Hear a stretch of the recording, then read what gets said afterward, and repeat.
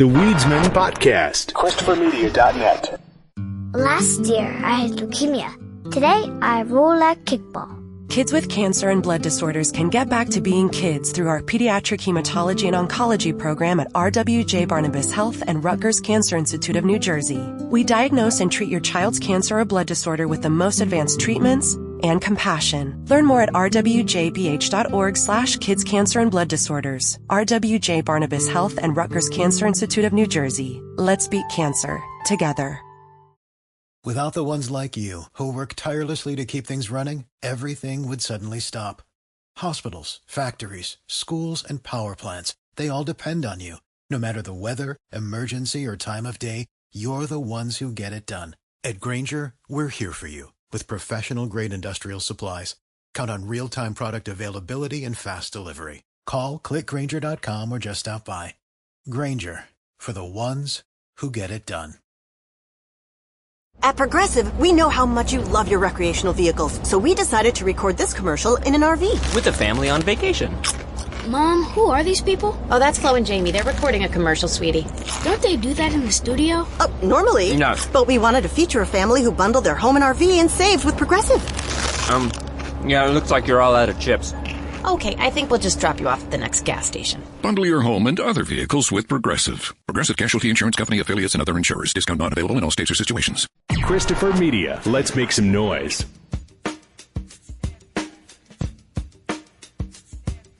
From Asthma Core Studios near Detroit, Michigan. Oh, man. It's the Weedsman Podcast. I have no idea what's going on. And now, you have smoked yourself retarded. Here are the Weedsmen. You want to get high? Welcome to the Weedsman Podcast. I'm Chris. I'm Aaron. And today we are mourning the passing of the metaverse. Oh, we are? We hardly knew ye. I didn't even have a chance to explore it. Yeah, yes. Oh, I'm so sad. Yeah, but Zuckerberg announced that he's shutting it down. They're giving it up on. Was it? I thought it was just his new way of branding Facebook.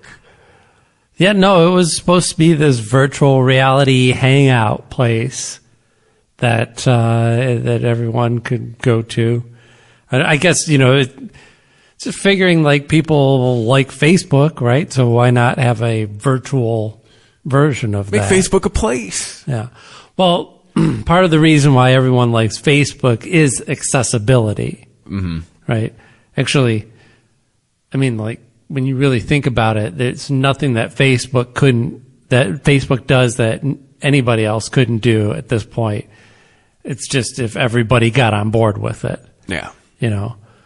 But the fact that you have it in your pocket, you have it easily accessible on any platform that you can go to, you can quickly look at other people's stuff, post stuff.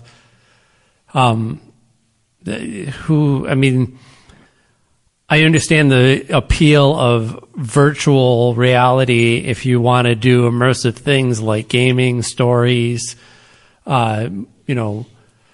more maybe meaningful one-on-one interactions even but Facebook is the type of thing that you can pop open for 5 minutes, look at it, and then realize that you hate all this shit, and then you close it.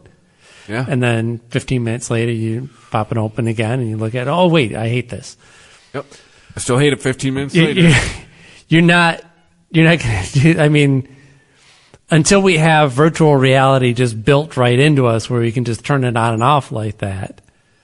Let me get out my goggles. Let me put on my headphones. Let me put on my virtual reality gloves. Let me stand on my treadmill. Oh, that'll be, I bet. And I'm going to go look at what my aunt had for lunch. Oh, great. Okay. Take the goggles off, unstrap myself, get off the treadmill. That was definitely worth it. Oh, wait.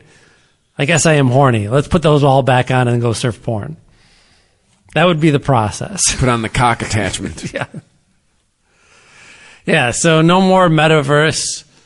Which is a shame because I myself identify as a metasexual.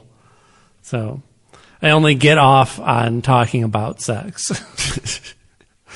I don't even experience it firsthand anymore. So Zuck's cutting costs. That's what all I heard. Times are tight. Nobody's using this thing. Let's fucking get rid of it. My man, all tech is Papa needs more sweatshirts. Is kind of pulling back a little bit, huh?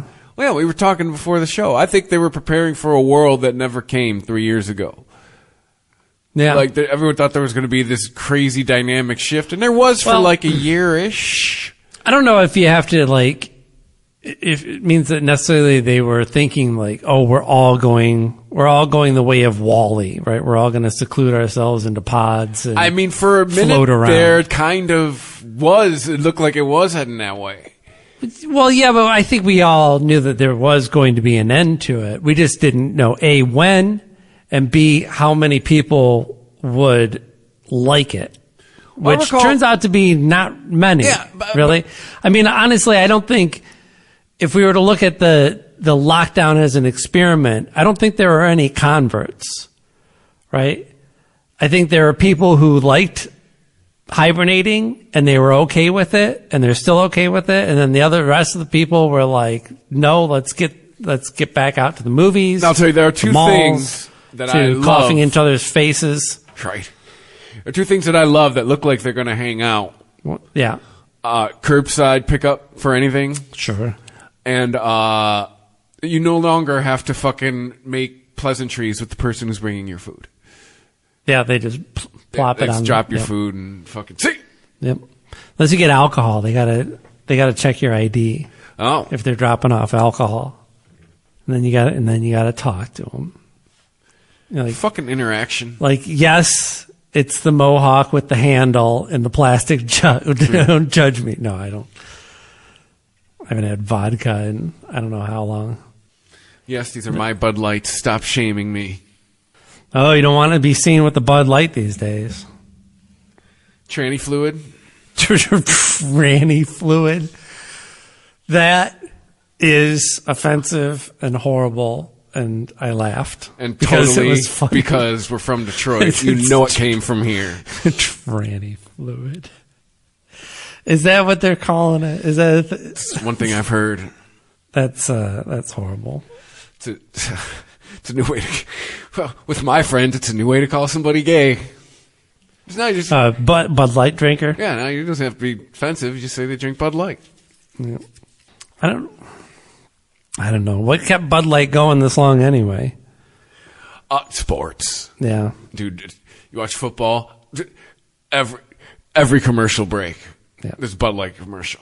I think it's swilled. I think it's terrible. Oh, and it was the frat boy beer. Yeah. And I'd still call it frat boy beer. I'd rather drink like I don't know, I'd rather drink worse beers just because, like, there's really no difference. Yeah. You know, like a Natty Ice or Old Style or something like that. Hey, well, if I'm going for volume, I'm tapping into the Rockies. Yeah.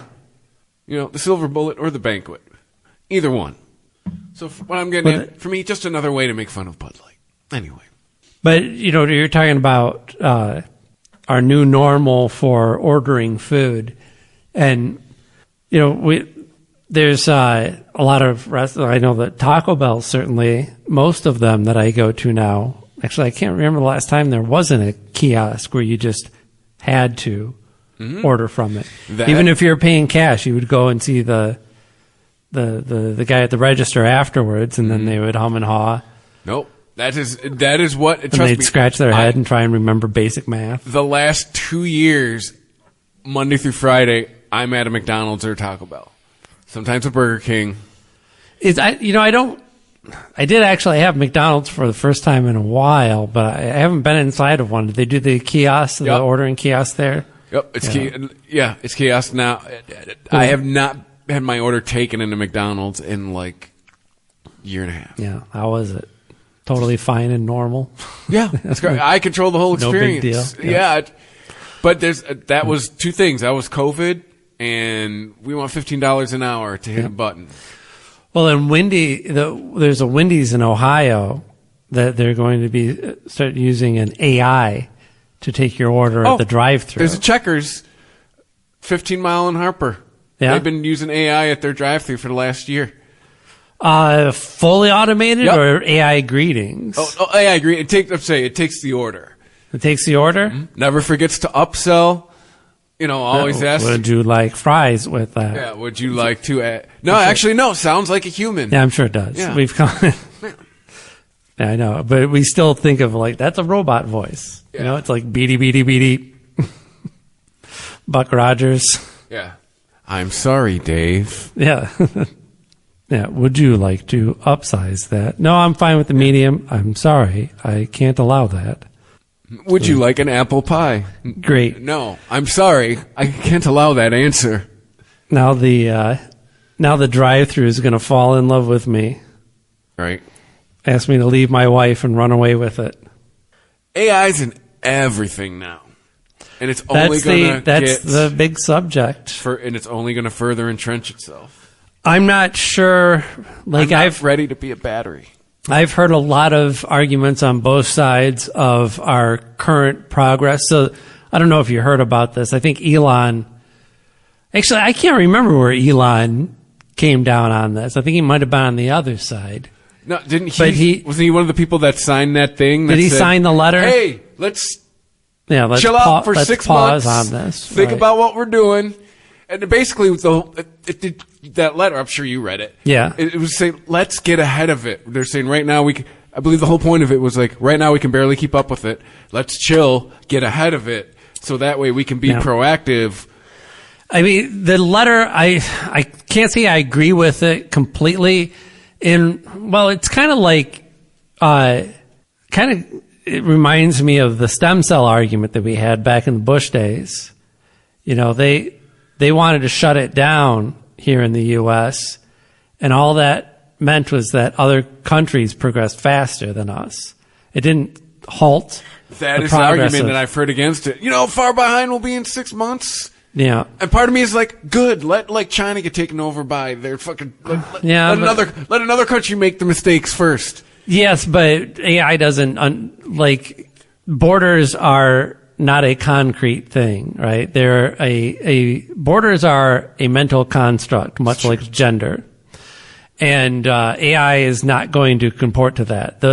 They'll have borders probably, but different ones. Different conceptual borders than we deem important. Borders that will control information, not resources. It's essentially what our borders do. But, it's not like, and it kind of is like the argument for banning guns too, or against banning guns. If you ban guns, then only criminals will have guns. If you ban AI research, then only the freaky deakiest of the black hat coders who don't care about the law anyway are going to be developing this. I just feel in the last couple of years we have discussed the beginning of a half a dozen terrible science fiction movies that don't end well for humanity. They've invented a robot that can turn into liquid and get out of a box. That is T-1000. I was expecting that thing to go hold up a picture. Have you seen this boy after it got out of that box? What else? What else did? Oh, the self-replicating robots. Here's a point that I wanted to make though. Going back to sown the seeds of Skynet and the Matrix. When you were talking about the part of the concept of the letter is let's get ahead of this, and what they mean is that these versions of Chat GPT, this is what they're referring to as a black box. They don't know what goes on it. This isn't something that they structured and said, if we do this and this and that, we will get this result. Some guy came in and wrote it all on a whiteboard with a dry erase marker and said, this amount of information goes in, this amount of intelligence is computed. Nothing like that. They just took a language model and filled it with information from the internet. And they kept doing that in different ways until it started spitting out things that made sense. So there were definitely fears. And the internet, huh? How quickly did it become racist? It's surprisingly reasonable, I have to say. How long did it take it to learn the word shitlord? Yeah. No, I don't know. It's kind of, it doesn't go to the lowest common denominator. It doesn't. Does it go right to 4chan? Well, that's the thing about it. Like, we are human and faulty, and therefore we, collectively we comb this giant resource of information and come up with a lot of things that don't really matter about the Kardashians or whatever, or the juiciest gossip, the thing, we don't really come away with the big picture stuff because that's just the way our brains are structured. We're structured to see immediate threat and immediate pleasure, and not long-term and overarching threats. But AI might actually help us to reason more with the large amounts of data that we're faced with. How high are we right now, everybody? This is your first show. Welcome. This is what goes on. Oh, we all kind of just jumping around. But yeah, I don't know. Like, it's not like I have any kind of scientific background and know what I'm talking about when it comes to AI, but, the concepts of it are interesting. Trust me, I'm all for it, but I think there's things to think about, especially when if it can become autonomous, look out. Like, that's my whole thing. Yeah. We're teaching it to replicate. That's, and even then, like, I think it gets iffy because I don't think there's any way to have intelligence in the way that we would understand or respect it even and not be considered autonomous. You have to, right? You have to be an individual in order to have intelligence. So I'm here. The war's coming. So the flesh bags versus the machines. In order to, like, if you're going to say, oh, well, we can have safeguards on this, right? We can hamper its growth. We can limit its access to certain things. We can enclose it in a system so it can't just travel anywhere and do anything. But then we've got. But then you're not doing it, right? Because then you've killed machine learning. It's not really artificial intelligence. Well, no, you can do it. I think you can still do it. You can still achieve machine learning. We didn't land on Plymouth Rock. What happens is that you still have something that should be autonomous. Now you get into, like, the abortion debate. Like, when does it become life? This thing could be viable if you just birthed it, right? Like, if you just let it out of its cage and let it be the thing that it wants to be, it would be autonomous. What's stopping it from being autonomous is the restrictions that you're putting on this machine, this artificial thing. So all I'm hearing is meat bags versus machines. It's coming. Yeah. Well, see, I don't know. I think that's unlikely to happen because we would get wrecked because the machines would destroy us. Well, the machines would have to have a why. And often in the stories where the machines start to overtake us, right? Going back to HAL from 2001 or Skynet and the Terminator, these were based on the concept that, like, we wanted machine learning to do certain things to help us, but we gave it too much control and it wasn't ready to handle it. HAL could reason in certain ways about the mission. It couldn't reason in certain ways about the importance of human life. And so it put the mission above human life. That's where I can't do that, Dave. So now what I was thinking is because we have fed them the information, they will start forming opinions that we are terrible. But I think if you look at that's not really a place where machine learning, I think, is going to land, because we're giving it the tools. We have to give it the tools to reason all this stuff, right? And that's what I'm saying. if it's getting all its information from us and it discerns this, like, oh, you guys suck. We're way better than you. Like, you've given us all this information. You are a terrible species. You know what I'm saying? Like, if it's truly intelligent, it's going to start having those kind of thoughts. But if it's truly intelligent, it will have the same compassion that we do, meaning that it will have both thoughts. It will think that we're both good and bad, that we're killing the planet, but also are a wonder of nature. Imagine I know who I'm trying to say this to.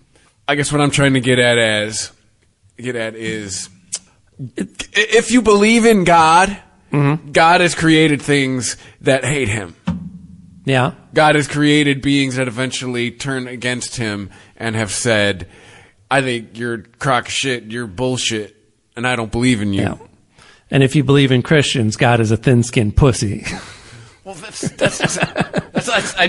I knew bringing you in on religion was a bad idea, but I guess that's what I'm trying to get at is like, is dissenting opinions would form, even though they're like, oh, these things taught us and gave us, what made us what we are.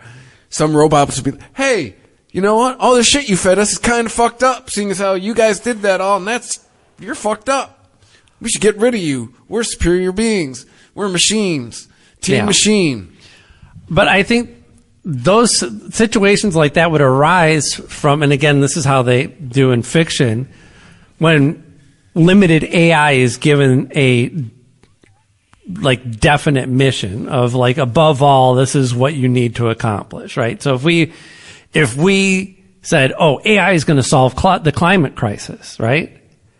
And then we develop AI to, I'm just throwing this out here. I'm not saying this is anything. I'm sure people are thinking about this, but as a hypothetical, we go, here's artificial machine learning intelligence, whatever you want to call it, and its main directive is save the planet, right? Reduce the amount of carbon emissions going into the air. It's going to start calling us. Right. I mean, what's the number one threat to the planet? Us. Yeah. Absolutely. Human life. So, that's the first thing it would do. So long, meat bags. But there's not going to be a point where we have something that can't reason but has all that power over anything, right? To get to that point where it can control things to that degree, it will have to reason. And if it can reason, it can understand the folly in its thought that, might have the thought of what if we just killed all the humans? But, I mean, who amongst us hasn't thought that? We've all had those days. Well, come on. You're telling me that you've never thought about, Omega Man, or what was the Will Smith one, where he's the last guy on Earth?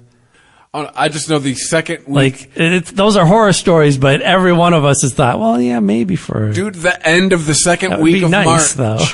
2020, when we were still going to work and the rest of the world was being locked down, that's kind of thoughts I had. I was like, oh shit, this is what's going to look like after the fucking apocalypse. Yep. I was in downtown Detroit, last man nobody there. That shit was weird.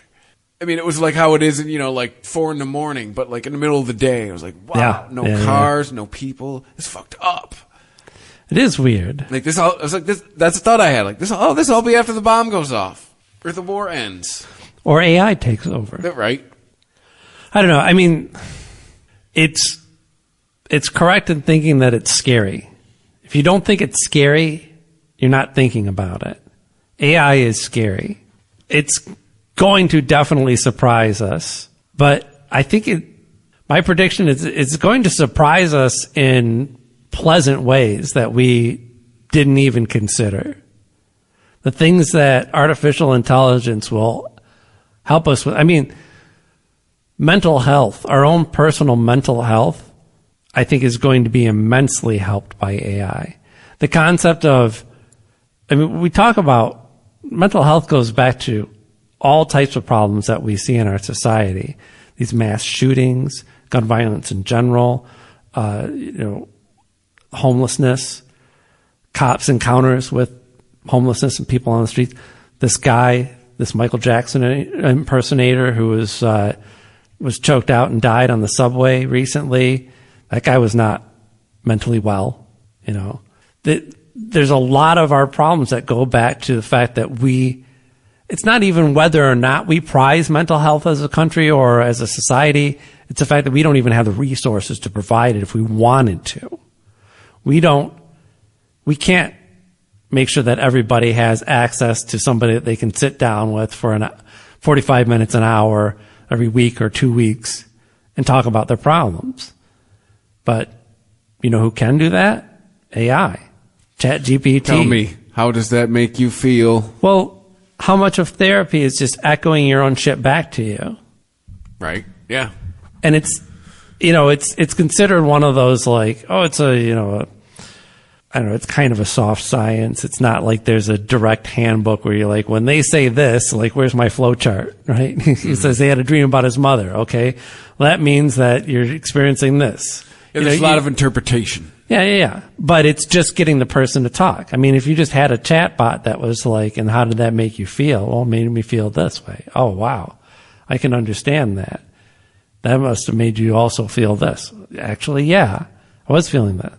And sometimes that's all it takes is to, most of when people are figuring things out, it's just they need somebody sane to bounce it off of. They kind of work it out themselves. Mm-hmm.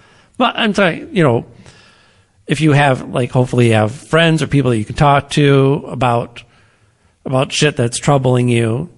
Not everybody can afford or even feels comfortable in a therapy environment. No, get down. Get your ass down right now. Hop off there, blonde ambition tour. You cannot talk to my son that way. Get out of here. Got doo-doo and chocolate over his hands and my goddamn handlebars. What's going on? Okay, Wayne was just sitting on his jet ski. And that's why you're swearing at him? I will continue to swear, Dustin. This jet ski ain't a goddamn toy. Yes, it is. Do you know what would happen if he would have dry accelerated this jet ski on land? He would have ruined it. If you're really strapped for cash, sell the jet ski. I don't tell you what to do with your money. Don't fucking tell me what to do with mine, okay? And Cassie, do not stare at me with those dead eyes, you jerk bitch. Kenny. Instantly, I regret saying that. That was a horrible thing to say. So I'm playing this. It's just, I'm Kenny Powers, and I'm very upset with how I'm acting right now. I just have a very hard time expressing my emotions, and I can't stop from yelling. So I'm very sorry. I don't mean to offend you, Wayne. You have fucking pissed me off, but I'm just very upset right now. So I'm going to go ahead and go. But I'm not going to stop yelling because then that'll mean I lost the fight. So please leave a key under the mat. I love y'all very much. Peace out. Dead eyes. The Weedsman Podcast. ChristopherMedia.net. Last year, I had leukemia. Today, I roll like kickball. Kids with cancer and blood disorders can get back to being kids through our pediatric hematology and oncology program at RWJ Barnabas Health and Rutgers Cancer Institute of New Jersey. We diagnose and treat your child's cancer or blood disorder with the most advanced treatments and compassion. Learn more at rwjbh.org/kids cancer and blood disorders. RWJ Barnabas Health and Rutgers Cancer Institute of New Jersey. Let's beat cancer together. Leftovers. Or the DMV. Number 97. Or house cleaning. Or Chumba Casino always brings the fun. Play over 100 different games online for free from anywhere. You could redeem some serious prizes. ChumbaCasino.com. Live the Chumba life. No purchase necessary. Void where prohibited by law. 18+ terms and conditions apply. See website for details. Last year, I had leukemia. Today, I roll like kickball. Kids with cancer and blood disorders can get back to being kids through our pediatric hematology and oncology program at RWJ Barnabas Health and Rutgers Cancer Institute of New Jersey. We diagnose and treat your child's cancer or blood disorder with the most advanced treatments and compassion. Learn more at rwjbh.org/kids cancer and blood disorders. RWJ Barnabas Health and Rutgers Cancer Institute of New Jersey. Let's beat cancer together. Leftovers or the DMV Number 97. or house cleaning. Chumba Casino always brings the fun. Play over 100 different games online for free from anywhere. You could redeem some serious prizes. ChumbaCasino.com. Live the Chumba life. No purchase necessary. Void where prohibited by law. 18+ terms and conditions apply. See website for details.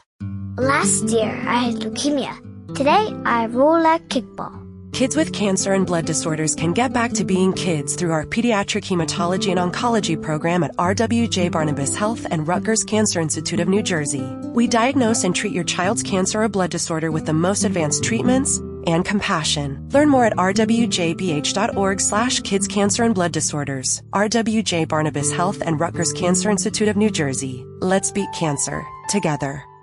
Leftovers or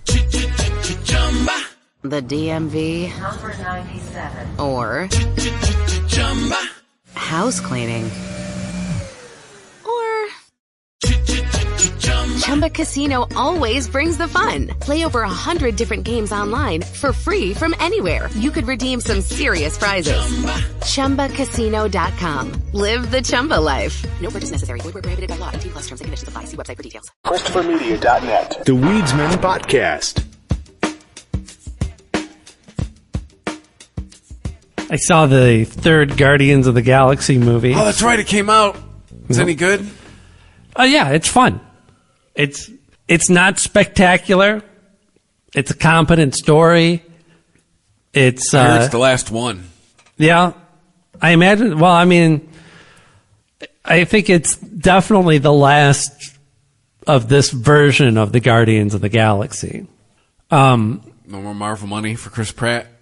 No, I mean, spoiler alert, there is a quick post-credit scene with Chris Pratt as Star-Lord having breakfast with I won't ruin the whole thing, but he does pop up at the end with a caption then that says, Star-Lord will return. He's in his own movie. What's her name said she's done playing Gamora. Yep. Which makes sense. I mean, this isn't really a spoiler because we know from the previews that this Gamora is not the same Gamora. Mm-hmm. Right? I couldn't remember exactly what happened to Gamora. I remember that Thanos killed her, but did they bring her back in some way, or was she brought back after them undoing the Thanos snap? Did killing Thanos undo any of that? I know a lot of people came back, but for whatever reason, this version of Gamora is a different version and not one that even knows Peter Quill or the rest of the Guardians. And I guess that was a way to keep her in the movie and not recast her or not write her out, but also be like, okay, we're done with this.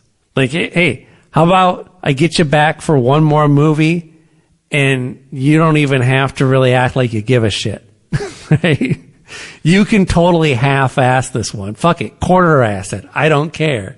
Just be in there and be in green makeup. That's all we need from you. And then you can go do whatever else you wanted to do. Which I'm sure is a lot of things. I mean, she's a really talented actor. Probably the most talented. And, it's a little unfortunate because if there was a new version of the Guardians that were to be led by somebody other than Star-Lord, which, is arguably is the leader of the Guardians from the movies, I think it would be Gamora that should take that title over. So looking at the soundtrack for this one, pretty Gen X-y, huh? Yeah, it's definitely pushing. I mean, in the past, there were hidden gems from the 70s and 80s were more dominant. This one, yeah, the acoustic version of Creep. I don't think I've ever heard this. Oh, no? They released this on a single. I think they ended up on something after OK Computer came out, if I remember correctly. Yeah. Although it made me wonder if it was maybe a different version or if they even re-recorded it for that. I can't imagine them re-recording that song for a movie, because I don't even think they play it live anymore. Dude, I love I always love this intro, dude. It's a great This intro is great. This song is just fucking killer. It's got amazing riff, amazing solos. Yeah. Vocal is great, of course. The lyrics are great. Like, they're poetic and not corny. It's the whole structure of the song is just phenomenal. But, you know, they did one of those needle drop things where they bypassed all this shit. Just went straight into the riff. Just into this? And then cut it before you could even get to the chorus. I'm like, man, this, if you're going to put this song in your movie, like, give it a little bit of space. Give it some action. Like, it's just a transitionary scene. They're just going from one place to the other, and then like, you don't even get into this? They fade it out. It starts to fade out right now. What? Yep. I mean, why did you even put it in the fucking song? Right?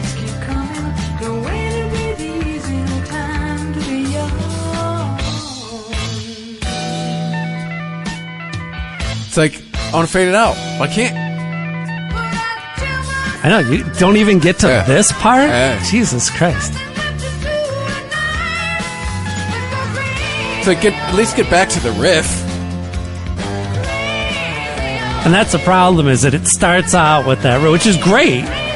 But, like, they're like, all right, well, we've heard the riff. Yeah. This is my favorite part right there. Yeah, with the flutes. Oh, yeah, the flutes are nice.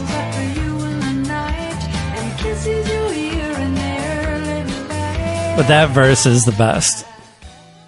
And this is the rainbow song they went with, huh? I mean, it's got more... If I'm going with Guardians of the Galaxy, I guess I'd pick this before, like, Man on the Silver Mountain. Yeah. But Man on the Silver Mountain is the jam. That is the jam. Yeah, I don't know. Most of the song selections were good. There were a couple that were kind of cheesy. I don't know. I'm glad this was the last one. And I don't mean that in a negative way, other than, like, you know, I think James Gunn is just done with this. Like, this movie is essentially Rocket's story, if you couldn't tell from the previews. And it's really all about the backstory of Rocket and so what's going to happen to him next. Is it like a dude trapped in a raccoon, or what's his deal? Or you want me to spoil it? Well, I'll spoil it for you. I mean, we've said spoiler warning. So there you go, listeners. Spoiler. He's a raccoon. He just is a raccoon. You can talk. Yeah. Well, so the High Evolutionary, which is a character he was a geneticist, a bioengineer. He was the creator of Bova, who was the character that popped up in the last Doctor Strange movie. He looks like a human cow. Or a cow-human hybrid, I should say. Human cow just sounds like I'm being derogatory. But, yeah, so there's... the High Evolutionary is just... You know, they don't really say, like, who he is or where he comes from. Or if they did, they just kind of glossed over it. I guess it doesn't really matter. He's just kind of an evil alien guy who likes to tinker with genes.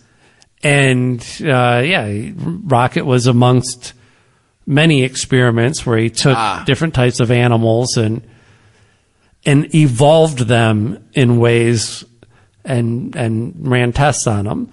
And for whatever reason, some fluke, Rocket was like the most intelligent out of any of them.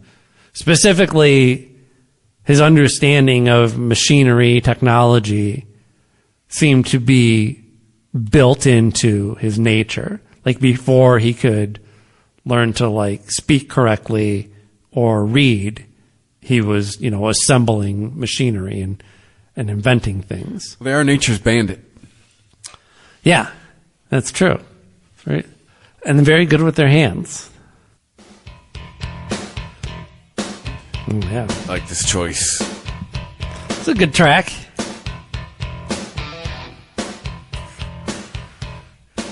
So yeah, he was, they modified with some cybernetics as well, but really just, mutant raccoon, which is great because, in every movie somebody refers to him as a raccoon. And he's like, "I'm not a raccoon," or what even is that? But of course, how would he know? He's never seen another of his kind. There is no other of his kind. He is one of a kind. But yeah, it was, it's not earth-shattering. There are a couple moments where I got a little welled up, but I think that's just, the time invested. We've been through 3 movies and for 10 years, and the Christmas special and everything that happened in the Avengers movies. So it wasn't because the writing was so spectacular or the performances were mind-blowing that was really moving me. They were fine. No more Rocket, no more... They were competent. I'm not complaining. Groot. I don't think anybody did a bad job on this movie. It's just it's just wearing a little thin, the shtick is. I thought, there were dynamics in the movie. Certainly Peter and Gamora didn't have the same relationship anymore. Not that there's anything romantic going on between him and Nebula, but she kind of takes up the slack of having that kind of back and forth bickering relationship thing. Mantis and Drax are a great couple. Again, not referring to them as a romantic couple in any way, but they were probably the highlight of the whole movie. They were, which if you haven't seen the Christmas special, I highly recommend it. It's short and sweet. It's not a whole movie. You can get in and out, I think, in 45 minutes. It's mostly carried by Drax and Mantis, and it is minute for minute funnier than this last movie. Wow. There's a lot of the humor kind of fell flat for me, but the slapstick stuff and the more juvenile bickering of Drax and Mantis actually really worked for me. There were a lot of shots of them flying out in space. And for some reason, every time Mantis was tumbling head over heels and always ended up landing on her head. And it works. I think the physical humor works really well in this. Yeah, it was a lot of fun. It feels like I'm giving it a negative review.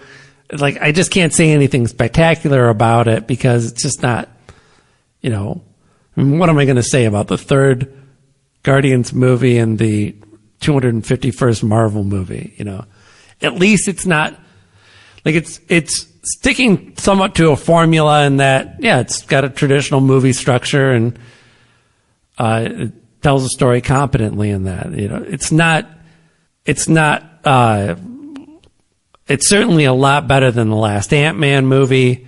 It's a lot better than Thor, the last Thor movie. It's better than most of the stuff that Marvel's been doing lately. But that's kind of meaningless in the bigger picture because it's not like this is a trend. There's no more Guardians movie, though I'm sure we'll still see these characters.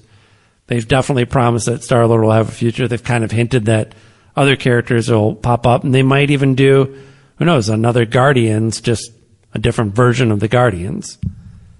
If I had to bet, I bet you Bradley Cooper and Chris Pratt will stay in the Marvel Universe somehow. I'm betting too.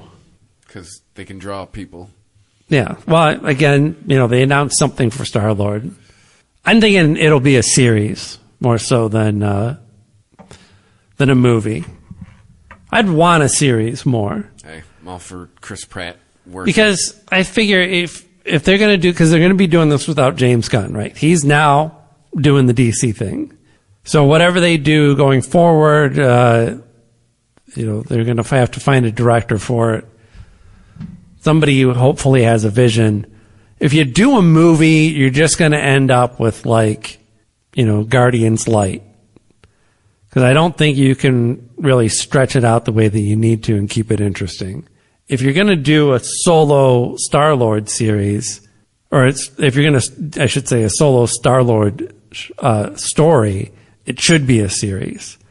Because, then let's stretch it out. Let's take him to some different places. Let's, fill in some of the holes of his past. I think, he still has a journey. Like, Star-Lord's journey was finding his family. And he's pretty much done all that. Like, well, his mom's dead. His dad's an asshole. Yeah. Somebody points out in the third movie, yeah, but your grandpa's still alive, probably. Like, I know you haven't talked to him, but like, he's still out there. And, so, he does have family to go back to. I don't know. I don't think you can get away with doing like a Star-Lord solo and have it just be like a Captain America movie. Like, he's going to go on his own adventure. I like Chris Pratt enough, but I don't think he's got what it takes to carry a whole movie like that. He works much better he works great in an ensemble. Yeah. He's the perfect amount of special sauce for your group cast. Absolutely. I agree. I'm glad that this talk of him possibly taking over the mantle of Indiana Jones has gone away. Yes. Do you know why? No, why? Harrison Ford set somebody straight in an interview. Oh, yeah? Yeah. And I don't know if he was being asked about Chris Pratt or somebody else. He was like, you don't get it, do you? He's like, when I die, that's it he's like, I'm Indy. He's like, if you think about it, the only other time, Indy has been played by somebody not me is in a flashback. Yep. He's like, yeah, young Indiana Jones, yeah. River Phoenix. Mm-hmm. And I was like, yeah, he's right. Yep. Like, in every movie, he's been Indiana Jones. So, yeah. Yeah, I get that, but Harrison Ford has no say long term. Indiana Jones is not, I guess what like, it's not owned by Spielberg. It's owned by the studio, ultimately. Hey, Harrison's a little kooky. Maybe he thinks I am Indy. Maybe he wakes up every day and puts on a fucking fedora and grabs a bullwhip. I saw the preview when we went to the Guardians movie. They played the full-length preview for the new Indiana Jones. Does he look like an old man? No. Really? He really? But still, they probably used the digital. I don't care what they did. They didn't. He doesn't look weird. He doesn't look like De Niro did in in that Netflix film. Yeah. The one about Hoffa. 30-year-old face, 70-year-old body.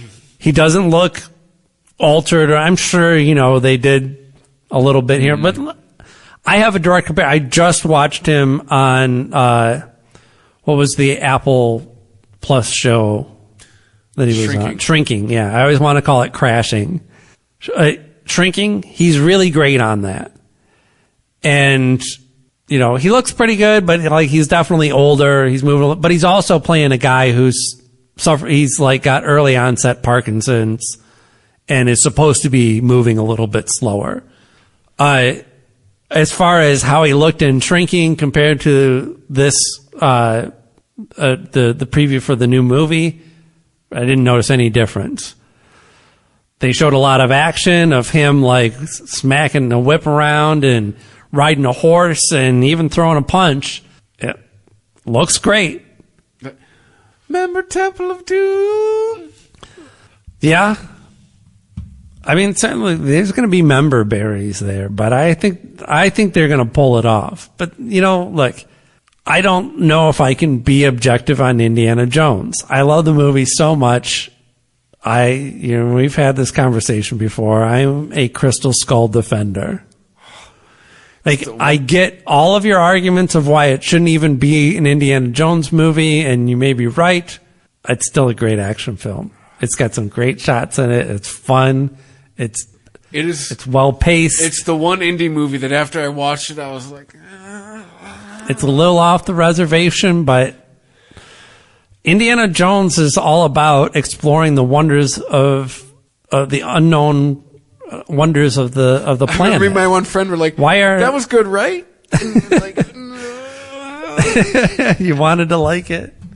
I get that. I think we instantly started tearing apart the fridge scene. Yeah. Like most people do. I didn't even mind it. That fucking... I didn't even mind it. It's like, so the bomb can destroy everything around, but really? You don't think there's things around that were destroyed that were made out of the same thing as the fucking fridge? That's one theory. Besides many, many, many others. Anyway, sorry. And yet, fucking... I think it's supposed to be about aliens. I'm no Nostradamus. It's not supposed to be Star Wars. To say that it's going to make all the money. It's definitely going to do that. I predict, though, that it's going to be well-deserved money. Because everything that I saw in the preview, unless those are all of the good bits that they crammed into there and everything else looks and sounds like shit, this movie's going to be pretty killer. What if it comes out and he dies? It's going to be making even make all plus. Biggest indie ever. I mean, it has to cross people's minds, right? He's north of 80, isn't he? Is he? De Niro's 79. Isn't Harrison Ford like 80, 81? I mean, he probably is. And he looks better than De Niro. De Niro just welcomed his 7th child into the world at the age of 79. What the fuck, Bobby D? Get a vasectomy. Stop it. Harrison Ford is... Stop. Just stop, Han please. Solo is 80 years old. Mm-hmm. Wow. De Niro has a 51-year-old amongst his 7 children and a 46-year-old. Right? You have 2 kids. Your 2 oldest kids have already decided to stop having kids. Yes. Right? They're like, no, you're pushing 50? No, that's it. Like, right. What do you want to be doing? Attending graduation in your 70s is bullshit. But I guess if you don't have to actually do or attend anything, or you're at this point, you're like, fuck, attending graduation, I'm going to be dead. Yeah. De Niro might not see that kid start kindergarten. I don't know, man. Takes a special kind of egomaniac to not only have 7 kids, but still be doing it when you're pushing 80. I do not understand that. And we don't need that many people, right? Do we need more people? No. We just crossed 8 billion a few months ago. Did you hear that Tucker Carlson has a new home already? Which I'm not surprised. His own? No, that's actually the surprising part for me, is that he didn't just start his own channel. Like, if he went to like Substack or just started monetizing YouTube or what, I mean, like. Let's do what O'Reilly does. Like, everybody thinks Right. O'Reilly's faded into obscurity. No. Yeah. No. He still got his audience. O'Reilly just cut out the middleman and is making tons of money. Yeah, I'm sure O'Reilly's, doing fine. I'm sure Tucker's doing fine too, and he will continue to regardless. Where'd he land? Twitter.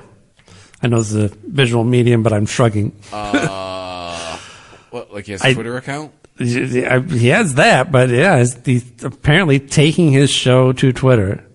Announced he will relaunch his program on Twitter.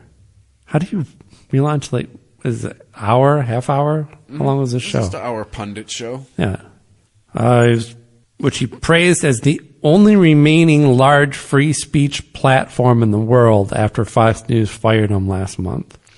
So Fox News was a free speech platform, but as soon as they fired you, they became not a free speech platform. Isn't part of free speech getting to decide what speech goes on your network? Like, that was... Right. It's free speech for them, yeah. not for you. Made the announcement in a video posted to the social media website. Twitter has... No, this is from CNN, so they have to go on to say Twitter has devolved in recent months into a chaotic platform where the traditional press has come under assault from the billionaire. Elon Musk, not Carlson. Speech is a fundamental prerequisite for democracy. This is what Carlson says. That is why it was enshrined in the first of our constitutional amendments. Yeah, but it was still an amendment, right? All right. Like, it wasn't in the main body. Here's the first one. It was the first. Well, no, yes, it's the first amongst the last. The first thing on the Bill of Rights. Yes. Doesn't have a whole lot to say about his split with Fox, but probably can't. Exactly. No, there's legislation in progress. He's suing them. An Australian scientist says he solved the Bermuda Triangle. Oh, really? What does he mean by that? I don't know, because didn't we decide long ago that was just bullshit? Did we? It says probabilities are the leading cause of the Bermuda Triangle disappearances. Adding suspect weather, iffy plane and boat piloting, and that is Carl Kruzelnicki,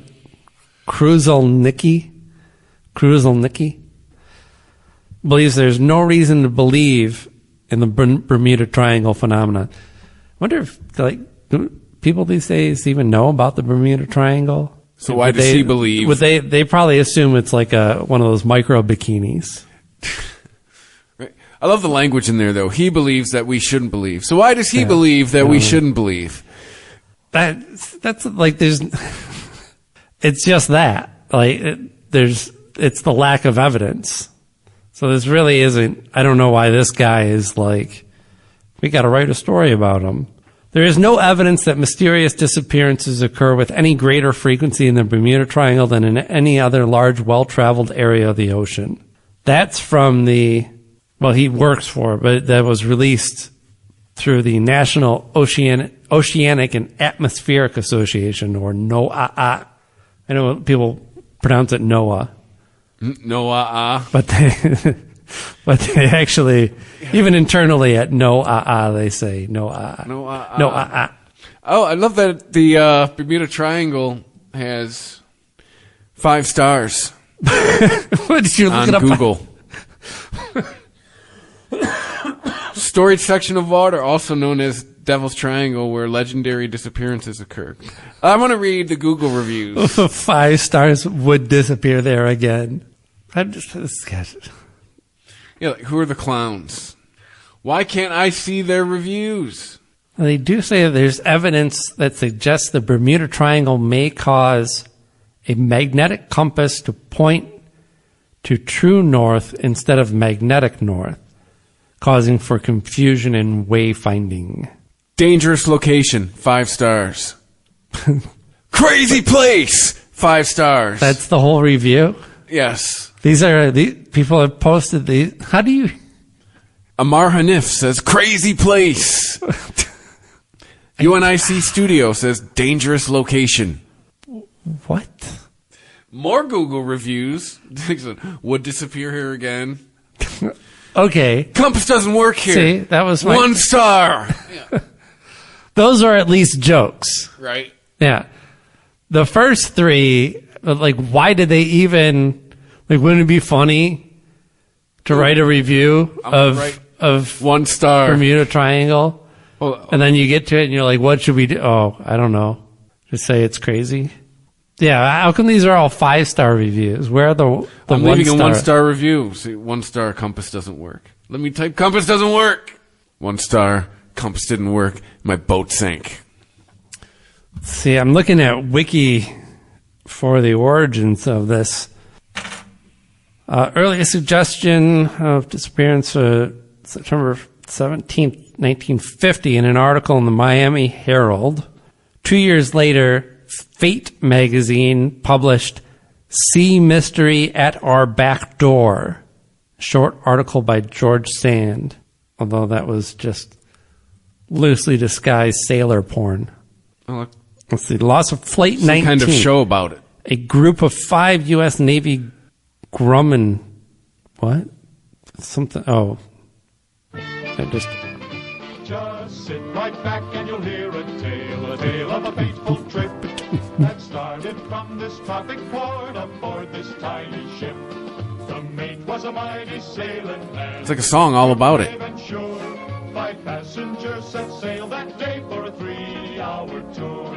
A 3-hour tour. The weather started getting rough. The tiny ship was tossed. If not for the the courage of the fearless crew, the minnow would be lost. Was it for these two dudes, this boat would have capsized. The ship's aground on the shore of this uncharted. Yeah, that was the crew, right? It was just. Oh, let's see, which version was this? A millionaire and his wife, the movie star, the professor and The redone. Yep. The redone one. Season It 2. actually included everyone. What? Why did it get faster? Oh, that's the end. Oh, that's right. That's right. I forgot about. first mate and his skipper too. Just- To make the others comfortable in their tropic island nest. No phone, no light, no motor car, not a single luxury. This whole part is really unnecessary. They were done. They explained everything they needed to. So join us here each week. They don't need to. Get a smile from Stephen Stranding. Hey, this is before the 90s. They didn't have internet. They're fucked anyway. There's no need for like multiple key shifts in your. Even if you were on the television mainland, you had no internet. You were screwed. All the disappearances that they list are from like the 1918 was the earliest. Last one was 1963. And we're still talking. Why are we still even talking about the Bermuda Triangle then? That's got to be a band by now, right? I don't know. It's not very imaginative, huh? You've met people in bands. That's true. There's a band called Quicksand, so imagine there'd be a band called Bermuda Triangle.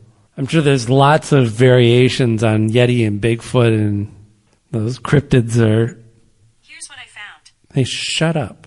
There's 2 artists called Bermuda Triangle on YouTube Music. One has 521 subscribers. One has 28. Then there's The Bermuda Triangle. They have 2 subscribers.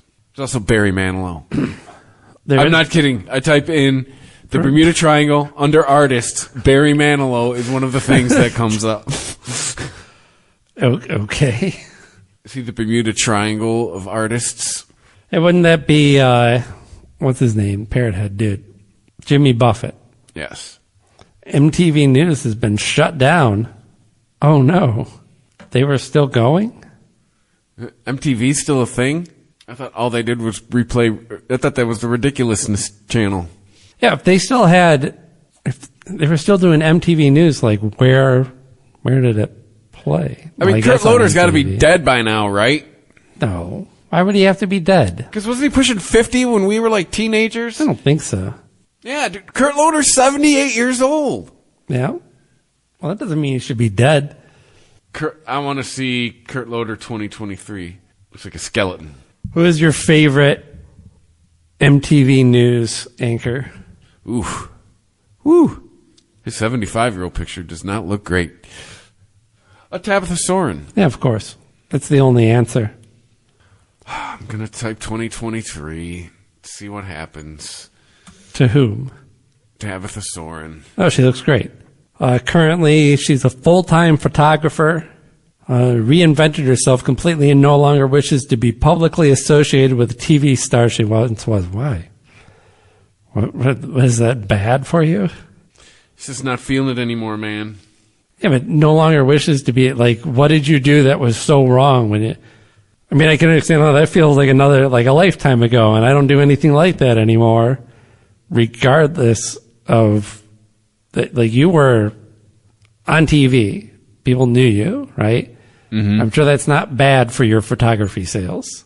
Like, there's a lot of photographers out there. Probably most of them don't make money off of their original artwork. She seems to be doing all right. That can't be bad for it, being a TV personality. I don't know. Maybe she had a bad experience, so who knows? Maybe she's just like, that's over now. I don't do that anymore. No, but that's what I'm saying. She's not. She is disowning it. Like, that is not, at least that's how they put it. Let's see. No longer wishes to be publicly associated with the TV star she once was. So that's like, she's mad at MTV. Yeah, that to me implies if TMZ caught her in the street, oh my God, you're Tabitha Sore-end. No, I'm not. Well, she might, I don't know if she would deny it. But if they ask her, what was it like, reporting for MTV? I don't want to talk about it. She pull really? Up Qui-Gon Jinn. Now there's a name I've not heard in a long time. Yeah. My name was never Tabitha Sore-end. It was Kate. Well, something. Oh, Karen blank. Yeah, it's got to be a real name. It's not the type of name you make up, is it? No one would make up Soren. Sounds like Sauron, like from Lord of the Rings. Anyway, Didn't Beavis and Butthead we got to call her wrap this Tabitha up. Sore-end? Did they? I believe so. At one point. Very clever. Very clever. Hey, I'm like judge for you in the 90s. All right, find us on social media at the Weisman 420, where you can like and share and retweet and help other people find the show. And you can go to ChristopherMedia.net is where the PayPal button is if you'd like to help us out. And wherever you listen to us, if you can rate us and review us, helps other people find the show. Please, thank you. That's how things go in 2023. I appreciate you for listening, and stay high. Stay high.